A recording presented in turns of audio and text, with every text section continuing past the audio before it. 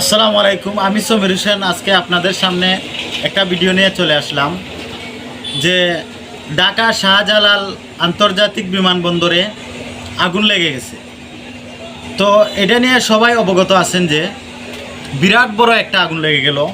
আরও এটা একটা বিমানবন্দর, দেশ বিদেশ থেকে অনেক বিমান ওইখান থেকে উঠানামা করে। তো ওই জায়গার মধ্যে এত বড় একটা আগুন লাগলো, এটা বোঝা গেল না যে এটা আগুনটা কি নিজের ইচ্ছা থেকে লাগছে না কেউ ইচ্ছাকৃতভাবে ওইটার মধ্যে আগুন লাগিয়ে দিচ্ছে।